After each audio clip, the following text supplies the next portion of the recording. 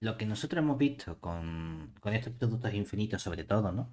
A la hora de trabajar con nuestras funciones enteras, es que podíamos encontrar un desarrollo como productos infinitos de cualquier tipo de función. Y la información que nos interesaba de nuestros productos infinitos, en este caso, mediante el teorema de Hadamard, era qué ocurría con los ceros de nuestras funciones. Si tu función compleja tiene ese buen comportamiento de ser una función entera y tienes información de los ceros, más o menos vas a ser capaz de encontrar o de representar tu función compleja mediante un producto infinito de unos ciertos polinomios con exponenciales, donde en el exponente, si conocemos el orden, al final vamos a tener también funciones polinómicas, o sea que polinomios con exponenciales esencialmente. Claro, el problema es que no siempre vamos a tener esas funciones enteras en todo el plano complejo. Otro punto habitual que podemos encontrarnos en nuestras funciones son dentro de las singularidades que nos encontremos polos en nuestras funciones, es decir, a fin de cuentas como ceros, pero en la parte del denominador, donde tenemos nuestro problemita. ¿Qué pasa? ¿Que entonces las funciones que tengan polos no se pueden representar de una forma bonita? Oye, pues Mita Clever dijeron, no, no, sí que se puede. También podemos encontrar esa representación de nuestras funciones de este modo. Lo que pasa que no hacen a lo mejor tan, no es que sea no tan bonita, pero tenemos una representación en cuanto que conocemos la expresión de la serie de Laurent. Ahora, si no queremos tener que utilizar esa serie de Laurent, sí que vamos a poder utilizar la representación mediante un sumatorio, mediante series, teniendo en cuenta la información que ocurre únicamente con los polos. Eso es lo que nos interesa a nosotros ahora. Es decir, el teorema de Mittag-Leffert, para lo único que nos da información es cómo podemos representar nuestras funciones cuando tenemos problemas en polos. Es decir, cuando trabajamos con funciones meromorfas. Bueno, pues para empezar, vamos a considerar primero, vamos a considerar una sucesión. Vamos a ponerle a su n de números complejos, desde n igual a 1 infinito contenido en C, que van a ser nuestros candidatos a polos. Obviamente, si queremos que sean candidatos a polos, vamos a suponer que estos puntos ya son puntos distintos. ¿Sí? Puntos distintos para no repetir nuestra multiplicidad ni nada. Y vamos a suponer que queremos construir una parte con ese punto problemático en cada su n desde el punto de vista de los polos. Es decir, para cada n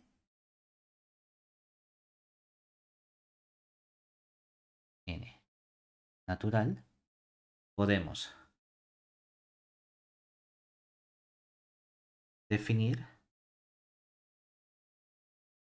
una función racional.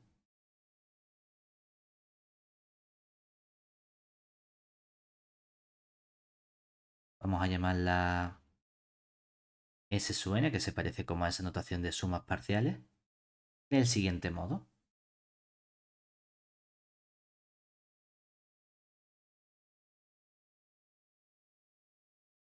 ¿Cómo conseguimos una función la más sencilla del mundo que tenga únicamente un problema en el correspondiente a su n? Un problema desde el punto de vista de la singularidad de tipo polo, que tú dividas por una cierta potencia de a su n, ¿verdad? Mínimo tengo que dividir por un a su n elevado a 1, pero puedes tener más potencias. Simplemente queremos una cantidad finita para que no haya problema. Es decir, pues cada s sub n de z, para que presente un problema de tipo polo en el correspondiente a su n, va a ser una suma. Vamos a poner mínimo desde k igual a 1 de... Tiene que haber algo dividiendo, es decir, una potencia que sea z menos el a sub n. Todo eso elevado a un cierto k, ¿verdad? Los coeficientes. ¿Qué nombre le quieres poner a los coeficientes? Yo qué sé, lo que más coraje te dé. La A minúscula que ya la estamos utilizando para los textos. Podemos poner una A mayúscula. Vale. Y ojo, el n está fijo, es decir, esta función s sub n solo tiene un problema en este a sub n correspondiente. Entonces, este coeficiente va a ser distinto para cada n y para cada k. ¿Prefieres poner nk o kn? Me da exactamente igual. Te dejo elegir por si acaso. No sé qué más da, da Sí, igual. sí, da igual, da igual. Y vamos a tener ahora, ¿cuántos elementos queremos sumar? Pues yo que sé, hasta un cierto m, donde puede depender de cada n que tú cojas. Es decir, que esto cuando lo desarrollamos, ¿qué tendríamos? Para k igual a 1 sería un cierto a sub n, 1 partido el z menos el a sub n, más un cierto coeficiente a sub n, 2 partido el z menos a sub n al cuadrado, más si seguimos con términos hasta que llegamos a un cierto a sub n, en total m sub n partido el z menos a sub n elevado a ese mn. ¿De aquí qué información obtenemos? Por ejemplo, obtenemos información sobre, por un lado, el orden del polo, ¿verdad? Es un polo de orden. El orden es la máxima potencia que no podemos encontrar de nuestro z menos a dividiendo. En este caso hemos dicho m sub n. Y además también, como es un polo, podemos calcular cuánto vale el residuo de nuestra función s sub n en el correspondiente polo, que es en el polo a sub n, ¿verdad? ¿Cuánto valdría? El coeficiente del z menos a sub n, que sería el a n1. O sea que cada una de estas funciones s sub n lo que hace es crearme ese problema mínimo, por así decirlo, del correspondiente polo de toda la sucesión. ¿Qué ocurre? Pues en cada punto a sub n tendremos una función racional s sub n diferente. ¿Vale? ¿Bien hasta ahí? Es decir, que Sí, esas funciones s sub n lo único que están haciendo es concentrar toda esa información de cada uno de los polos que nos podemos construir. Bueno, pues lo que dice el teorema de Mittag-Leffler es que si tú tienes una función meromorfa, esa función meromorfa es que va a ser entera, excepto en un conjunto donde tenemos una singularidad de tipo polo. Pues esas singularidades de tipo polo pueden reducirse a algunas de estas funciones que aparecen aquí. Es decir, teorema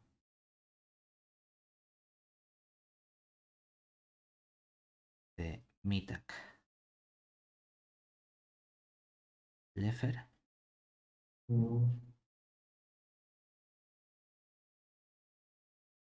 Y cogemos una función arbitraria, es decir, sea nuestra a sub n desde n igual a 1 hasta infinito, contenido en los complejos, una sucesión de puntos distintos, igual que antes.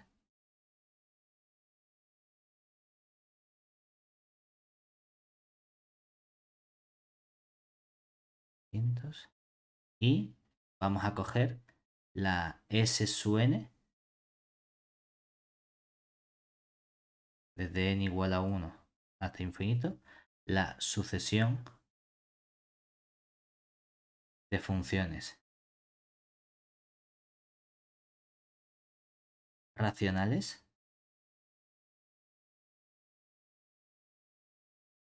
asociadas a cada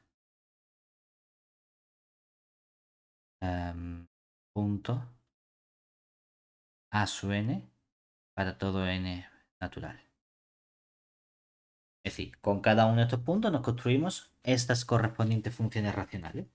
Bueno, pues entonces, seguro que existe una función f que sea una función meromorfa,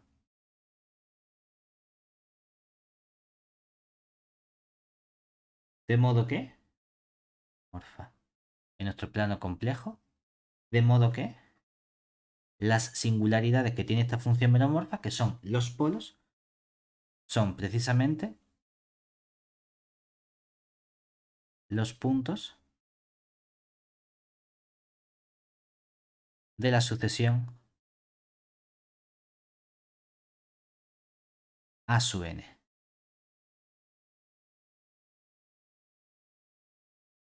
No solo eso, sino que cuando tenemos un polo podemos calcular un desarrollo en serie de Laurent en un entorno de dicho polo, de modo que solo coja esa singularidad.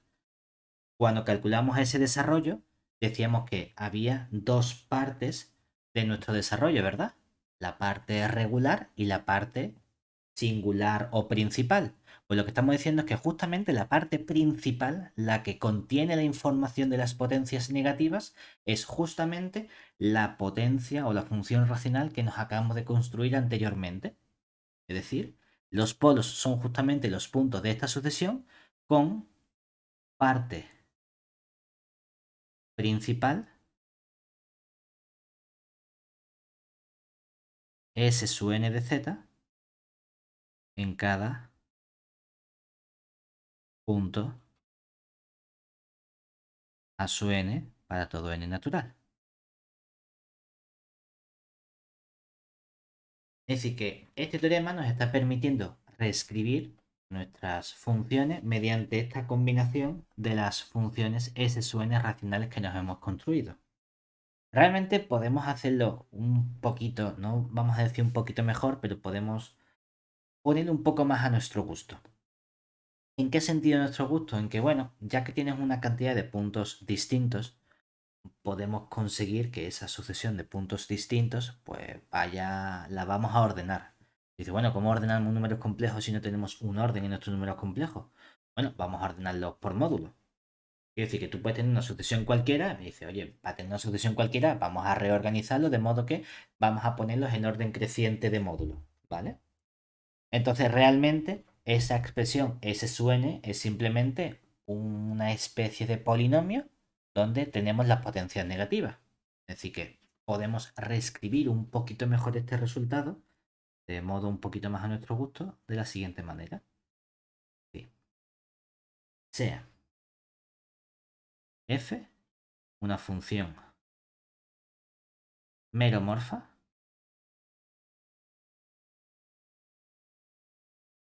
en el plano complejo, de modo que tiene polos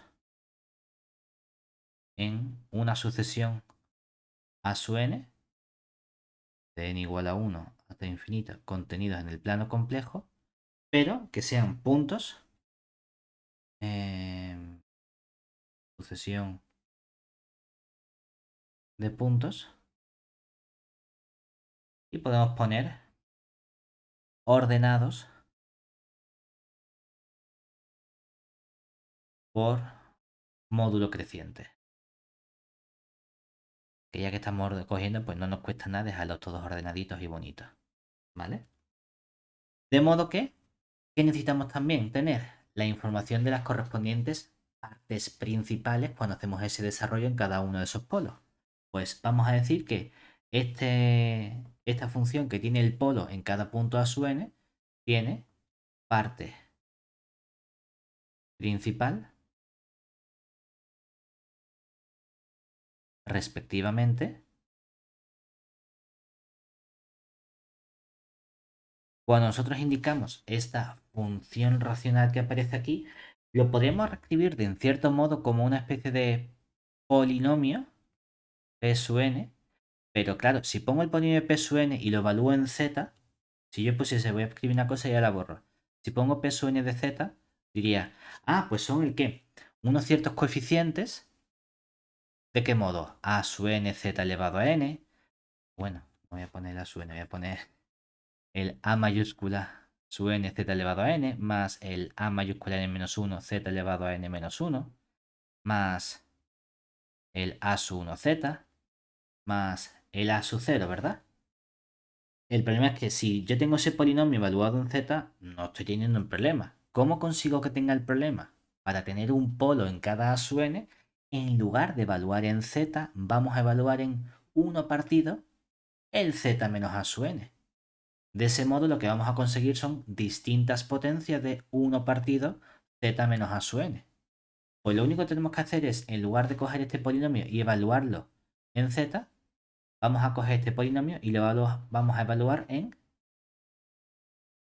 1 partido el z menos a sub n. Ahora, este polinomio queremos que sea un poquito especial. ¿Por qué? Porque en los polinomios, cuando tenemos nuestros polos, en la parte principal no tiene término constante. El término constante va dentro de la parte regular del desarrollo de Taylor, por así decirlo. La parte que aparece en nuestro desarrollo principal cuando hacemos el desarrollo de Laurent es la primera potencia negativa. Pues entonces lo que queremos es que este polinomio P sub n sea un polinomio sin término constante.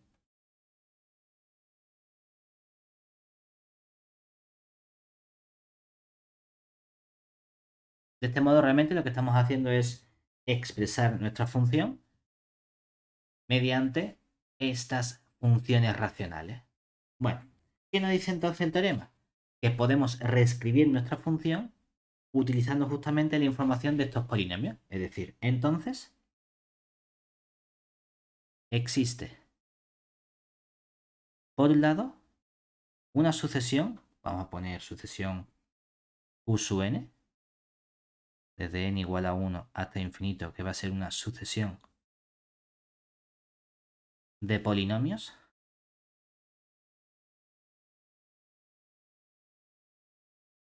Y existe una función g, que va a ser nuestra función entera, que tiene el buen comportamiento, tal que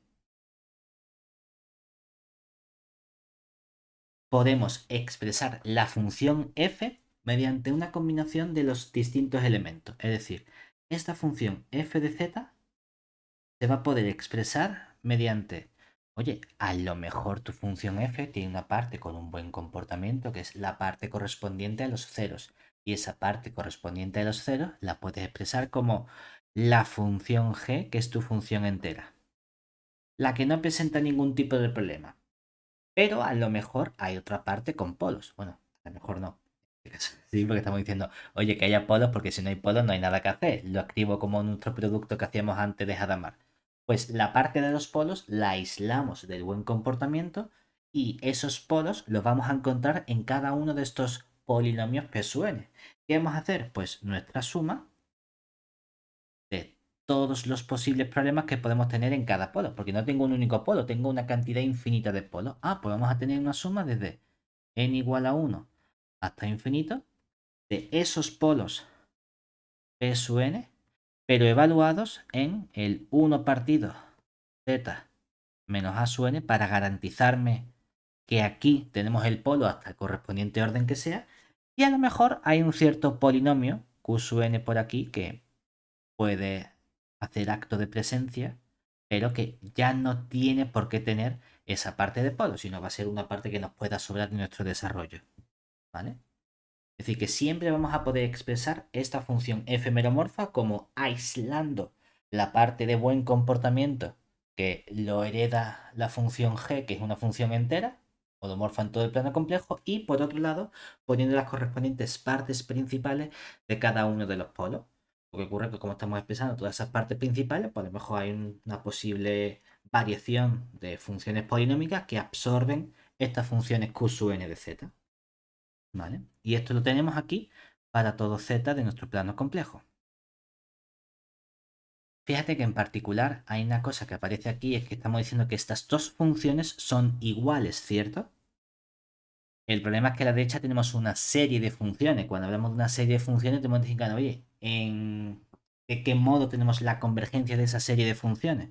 Estamos en nuestro plano complejo, aquí estamos hablando de convergencia, es decir, esta parte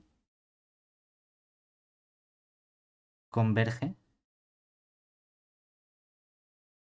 uniformemente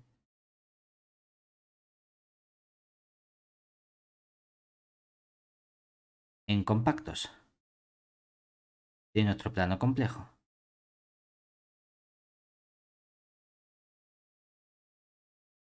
O sea que esta mejora, por así decirlo, del teorema de Mittag-Leffel, lo único que nos está indicando es que cuando tengamos una función meromorfa, es decir, que seguro tengamos garantía de que tiene polos, como tiene polos, ya no tiene ese buen comportamiento que caracteriza a las funciones enteras. Ya no soy capaz de expresarla directamente como un producto de Hadamard como hemos visto antes, estudiando el orden y los factores canónicos de Weierstrass y viendo qué elementos aparecen con esa exponencial, el orden del cero, etc. No, pero vamos a poder separar en una función que sí tiene ese buen comportamiento, esa función g, y luego una suma de la parte problemática que es la parte que condensa la información de los polos.